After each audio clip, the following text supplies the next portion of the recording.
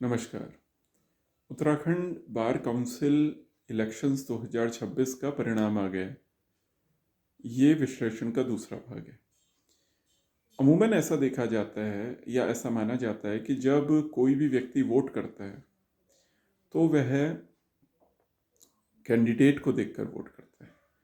लेकिन Uttarakhand bar council के जो इलेक्शंस हुए हैं उसमें एक बार फिर से ये सामने आया है कि जो वोटों की गोलबंदी हुई है वह पार्टी लाइंस के आधार पर हुई है। कहने का अर्थ यह है कि ऐसे सारे प्रत्याशी जो कि किसी संगठन से किसी पार्टी से सीधे जुड़े नहीं हैं, उन्होंने अपने वोटों को इकट्ठा करने का जो तरीका उन्होंने अपनाया, उससे उनको उतने वोट नहीं मिल पाए जितने कि जब कोई संगठन के बल के साथ चुनाव लड़ा तो उसको जिस तरीके के रिजल्ट दिखे। तो वैसे ये बार काउंसिल जो है ये एक प्रोफेशनल्स की ऑर्गेनाइजेशन है। इसमें वकील वोट करते हैं।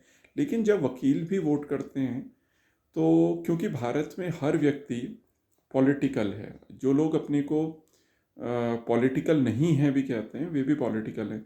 तो यहाँ पर भी ये देखा जाता है कि जो सबसे आसान तरीका है वह वही है कि अगर आपका जो पॉलिटिकल इंक्लिनेशन है या आपके जो जिस पार्टी को आप सपोर्ट करते हैं अगर आप उसके नेता हैं और या फिर आप उसके किसी संगठन किसी अनुषांगिक संगठन से आपका कोई लिंक है तो वह वोट को इकट्ठा करने का ज़्यादा अच्छा तरीका है। और जो कई बार ये जो ऐसा बोला जाता है कि चुनाव में जब लोग खर्च करते हैं उसके बाद उनको वोट मिलता है, तो ये बात सुनने में बहुत आकर्षक लगती है। लेकिन इसका यथार्थ से दूर दूर तक कोई लेना देना नहीं है। आज के समय में भी जो वोट इकट्ठा हो रहा है जो प्रोफेशनल बॉडीज़ हैं उनके चुनाव में भी वह फिर से पार्टी लाइन के हिसाब से ही हो रहा है।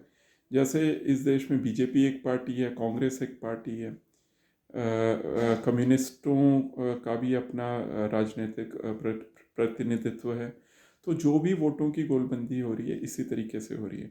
और यहाँ पर एक थोड़ी मनोविज्ञान के हिसाब से भी देखें कि जो पुरुष होता है वह धड़ों के हिसाब से वोट करता है।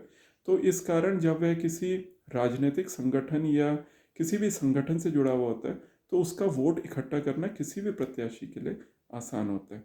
तो अगर आप फ्यूचर में कभी वोट दें तो ये ज़रूर ध्यान दें कि आप अगर किसी संगठन के हिसाब से वोट देते हैं तो उसके सक्सेस होने के ज़्यादा चांस होते हैं। धन्यवाद।